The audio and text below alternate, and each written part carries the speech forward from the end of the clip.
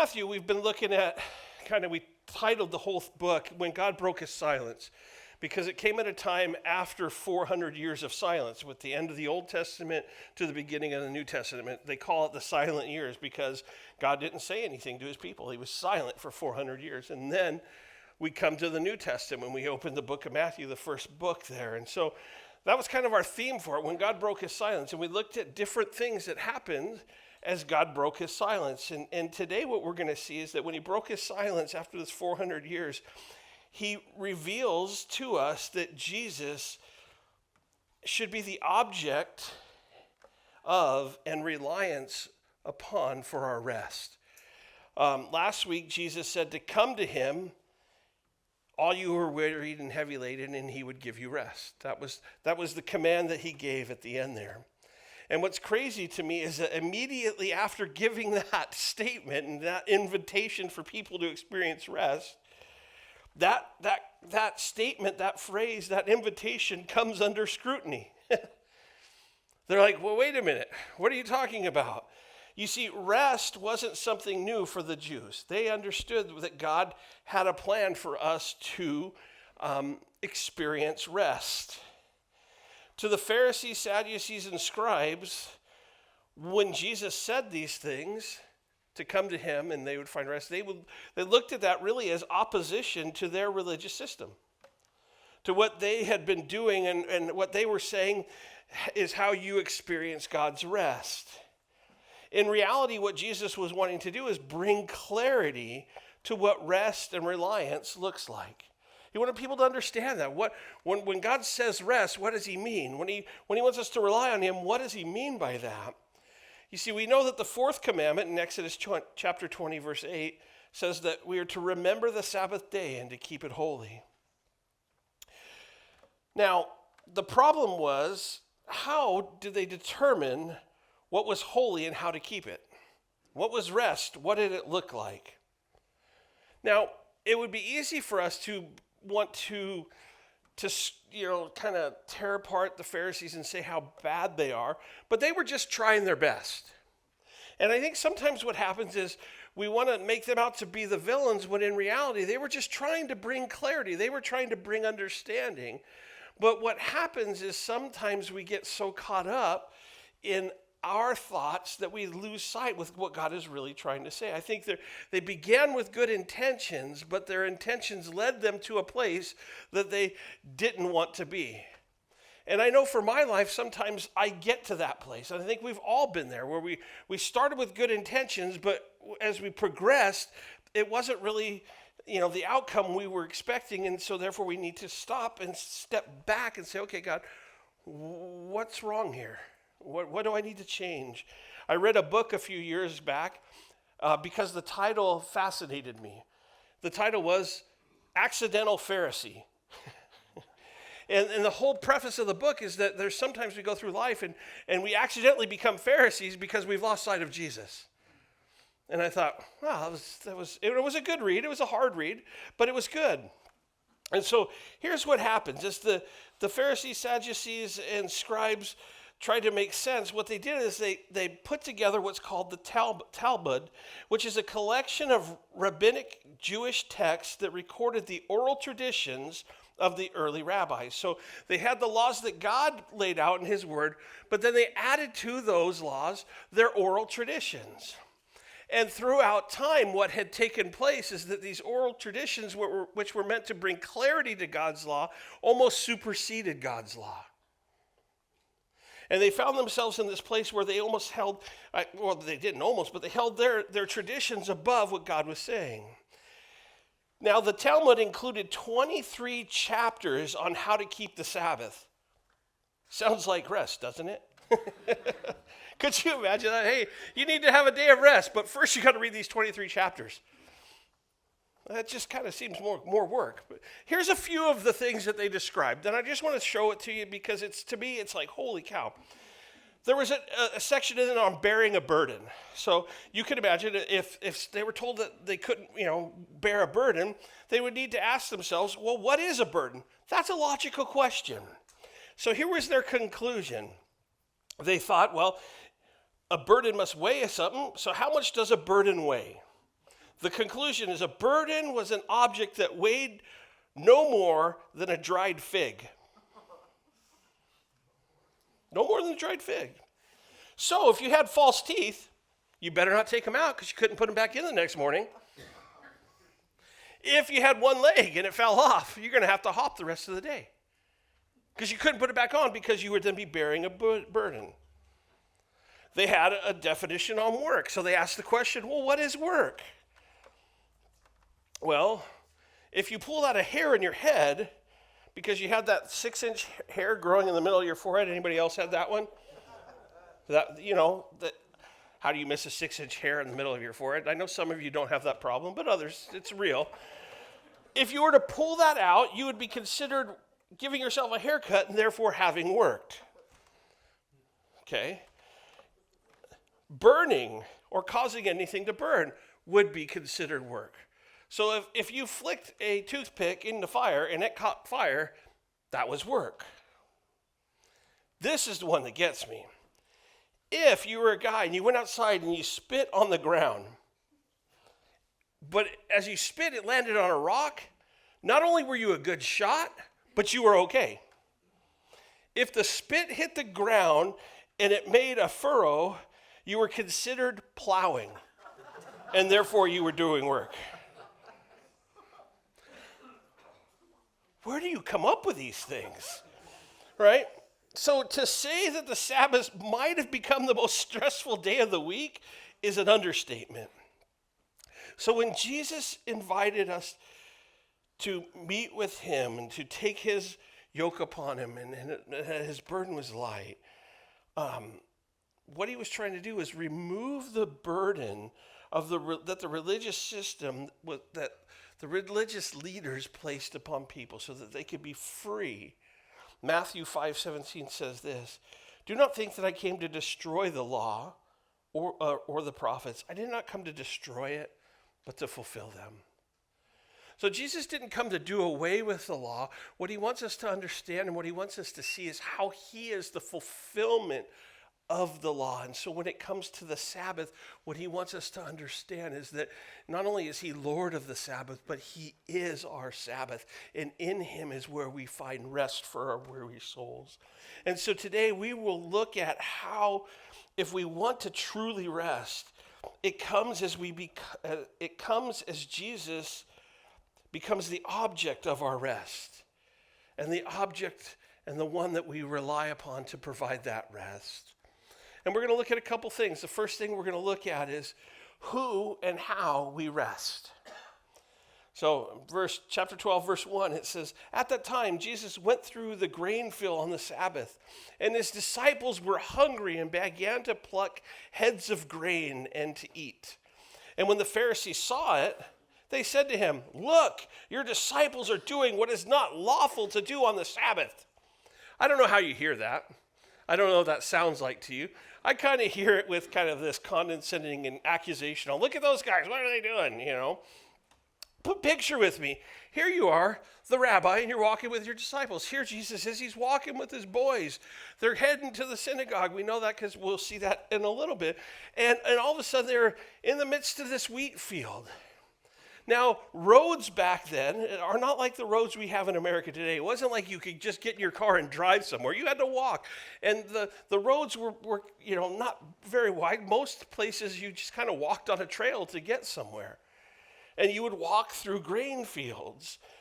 And so as you were winding through those grain fields, according to Deuteronomy 23, God made provision for the hungry traveler to eat what was along the edge. So when they were to take their harvest in, they were to leave the stuff on the outside that those who were walking by could have something to eat. So Jesus and his disciples were not being accused of robbing some poor farmer of his crop. They were actually within their legal boundaries of the provision that God placed in his law. So they were doing what was permitted. What they were being accused of was breaking the Sabbath. And so the interesting thing to me is this. The Pharisees. What were they doing there? And you're probably scratching your head thinking, well, yeah, good question. What were they doing there? Before we get to that, because I think we know what they were doing. They're trying to catch Jesus.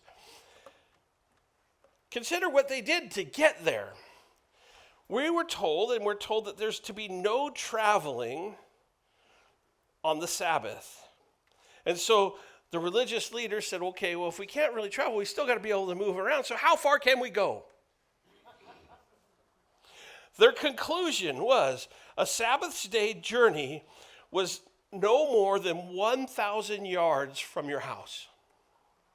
So if you were to travel 1,001 yards, you were breaking the Sabbath. But they came up with a workaround. They're like, wait, 1,000 yards. They probably made that, that statement and thought 1,000 yards really isn't far as we thought it would be. So, we didn't plan this one very well. So we got to come up with a workaround. So what they said was this, that the day before the Sabbath, if you took a rope, attached it to your house, and took it to your neighbor's house, you could then go 1,000 yards past your neighbor's house because you were connected your house to their house.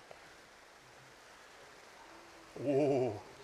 Aren't you glad you're in here and not out there? That's all I got to say. And so if you took a rope from one house to the next, you could then go 1,000 yards past that. So here's what happened.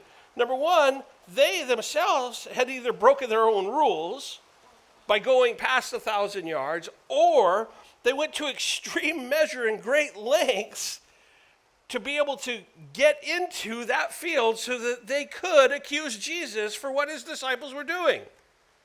Either way, they went to great lengths to do something that was kind of nuts. They were so concerned with what the disciples were doing that they did not consider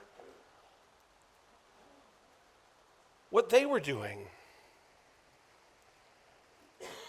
They didn't look inward. They were only looking outward. Sounds familiar, doesn't it? When we get to that place, maybe we become an accidental Pharisee. We become more concerned with what other people are doing than what we're doing. Now, I remember as a kid, we used to sing the song. I was wishing Amanda would sing it, where it says, I don't want to be like the Pharisees. I don't even remember it, but all I remember is it's because they're not fair, you see. And then there was a second line that says, well, I don't want to be like the Sadducees because they were sad, you see. And it makes sense. If you're having to figure out how far you could travel and all this stuff, it's not fair or it's sad. It's just a heartbreaking thing. But this is the backdrop. This is what's going on. Look at your disciples, what they're doing. They're doing what's not lawful on the Sabbath because they took some grain and they ate it. They were considered working. He goes on in verse 3. But he said to them, have you not read what David did when he was hungry? He and those who were with him, how he entered the house of God and ate the showbread, which was not lawful for him to eat, nor for those who were with him, but only for the priest. I love Jesus because what he does here is he responds to their question with a question.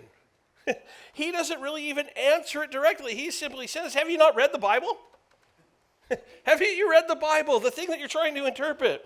If so, you should have known what happened in 1 Samuel 21 when David, who was fleeing from Saul for his life, shows up at the temple, asks for something to eat. They hand him the showbread, which he wasn't supposed to have because he wasn't a priest, but because they loved David, they gave him the showbread, and he ate, and he was satisfied.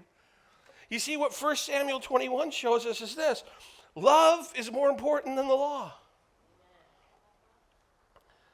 And relationship is more important than rituals.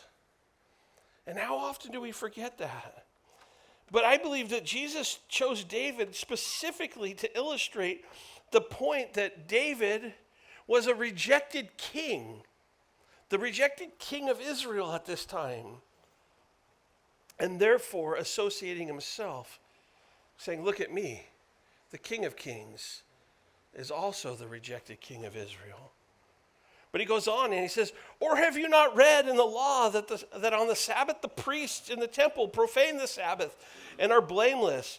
Yet I say to you that in this place there is one greater than the temple. But if you had known what this meant, I desire mercy and not sacrifice, you would not have condemned the guiltless. For the Son of Man is Lord even of the Sabbath. So before they could answer his question about, hey, have you not heard? He hits them with another question about the priest, reminding them that the priest actually on the Sabbath day worked twice as hard because more sacrifices come on that day. So they're working double time. And then he quotes Hosea, who was a prophet, when he said God desires mercy and not sacrifice, pointing out that the law is about what we give up, but Jesus desires mercy more than sacrifice. He desires love more than law and relationships more than rituals. Again, that doesn't mean he came to say, well, don't follow the law or don't listen to the law. I personally believe that the law, the 10 Commandments, is a picture of Jesus. I think that when God said, hey, what do I want people to know? What he said is to his son, hey, stand right here. And he said, wrote it out, no other gods before him. Doesn't steal. Okay, turn a little bit. And gave it just a beautiful description of Jesus. So let's examine what's happening here.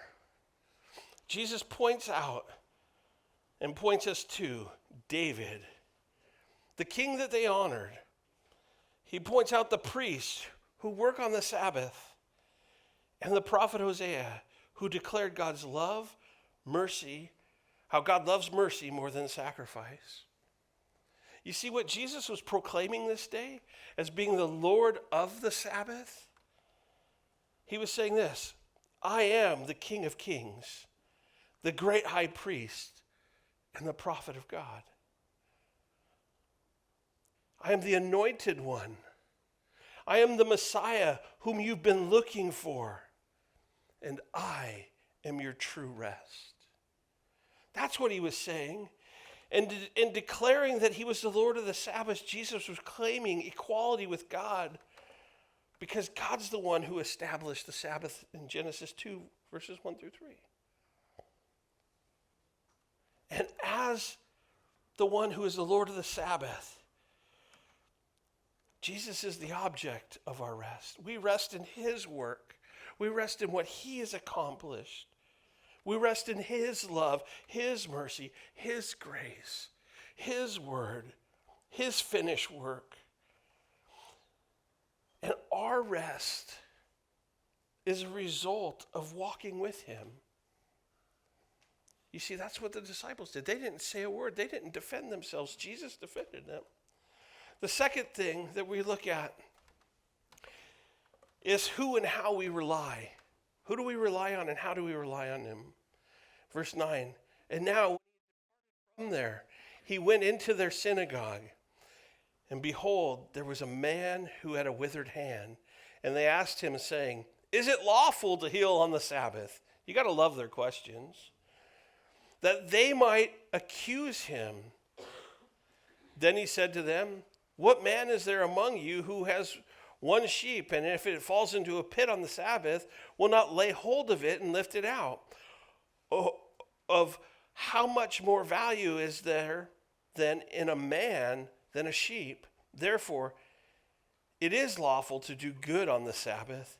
Then he said to the man, stretch out your hand, and he stretched it out, and it was restored as whole as the other.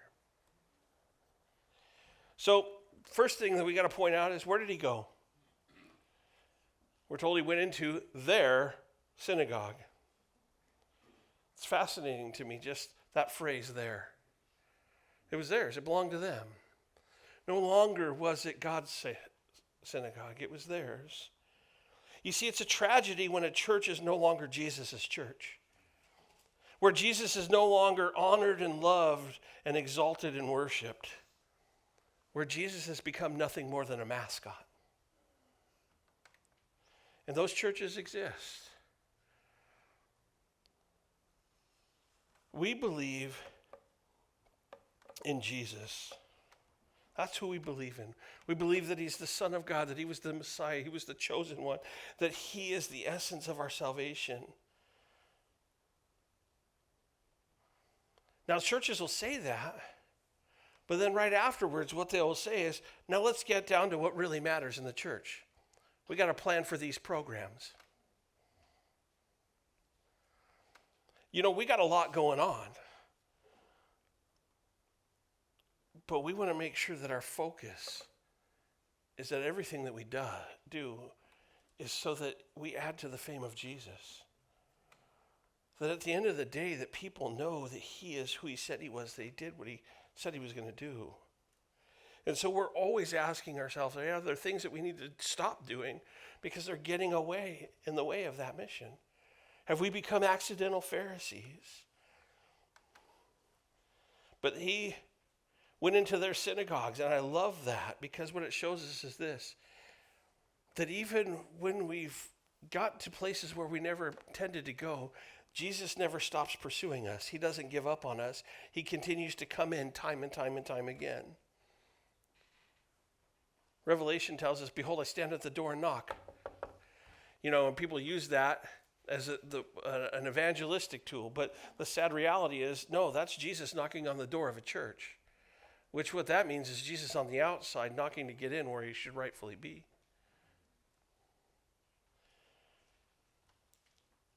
Matthew points out now this man's condition. And I wonder what this guy thought. Okay, Jesus shows up in the synagogue. The religious leaders show up in the synagogue, and they start talking about healing a guy on the Sabbath, and here's a guy with a withered hand. He had to know they were talking about him. I mean, it was probably pretty obvious. And so upon entering, the guys asked Jesus a question. Hey, is it lawful? And again, Jesus answers a question with a question. I love it. At best, the religious leaders saw the man with the withered hand as a test case. Let's see what we can do. But it was more likely that when they saw the man, they thought it was a way to trap Jesus. Needless to say, they didn't care about the man. They didn't care about the guy with the withered hand. But contrary to them, what do we see? We see how Jesus saw this man. He saw him with compassion, with dignity, value, and worth as somebody who was created in the image and likeness of God. Yes, he had a withered hand, but that didn't change that he was created in God's image. That God had a plan for his life. That God was working in his life even when nobody thought that they could. Many of you know I spend the summers as a camp pastor the last 2 years at a camp for the handicapped. And I love it. I think every pastor should do it because it's humbling. When they laugh at you and, you know, call you a hippo, and it's very humbling. But, you know, there's something when they get it. There's something about when they get it, how they just get it with such joy. And you know what? They get more than you give them credit for. And who knows if this guy with the withered had any other issues with him. But what we know is that God was concerned about him. That he was an image bearer of God, and that he was called to be a part of what God was doing at that time. Because we all play a part in what God's doing. And so as Jesus looked at the man with compassion, these guys knew that that's exactly how he would see them. They knew that Jesus would have compassion on the guy with a withered hand. But they saw the man with a withered hand as a way to try to trap Jesus. You see, Jews specifically said that you could do no healing on the Sabbath day. So again, they had to ask themselves, what is healing? Here's one of their things.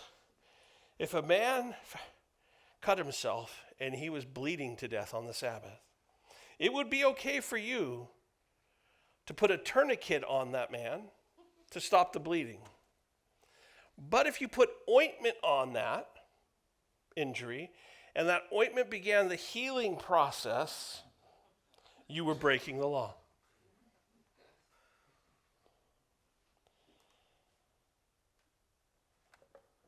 crazy.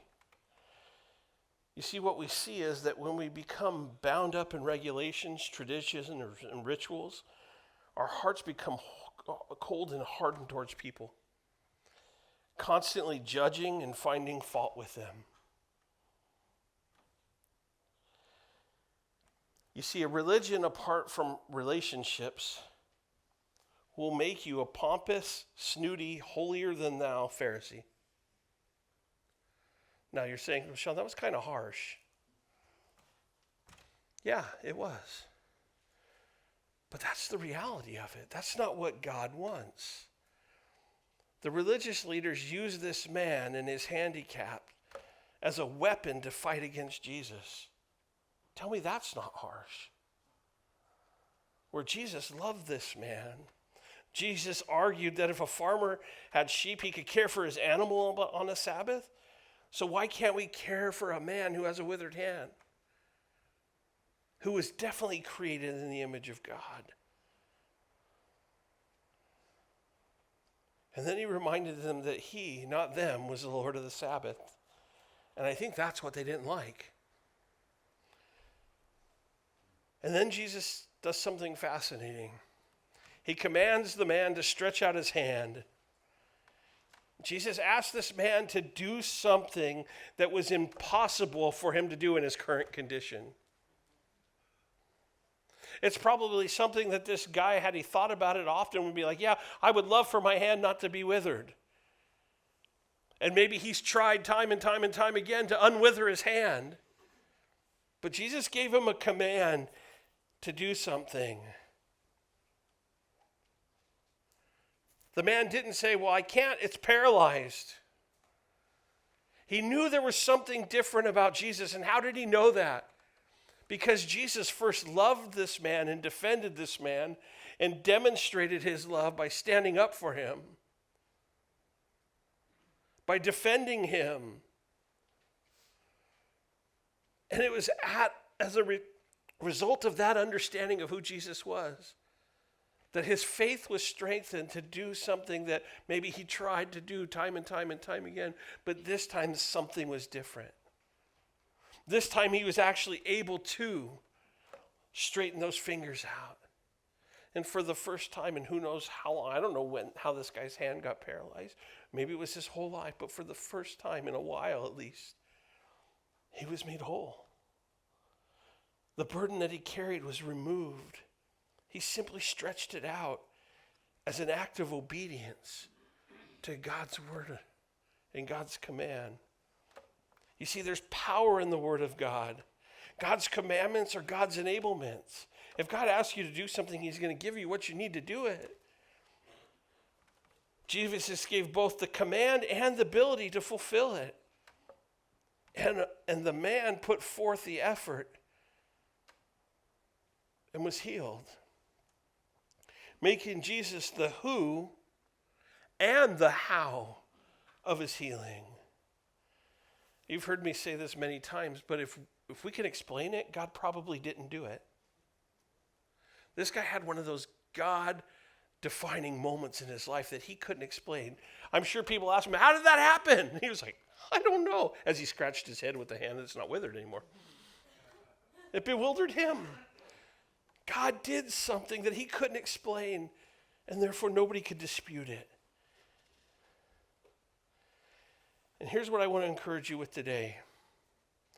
Our King of Kings, our great high priest, and our prophet is proclaiming that we could rest in him.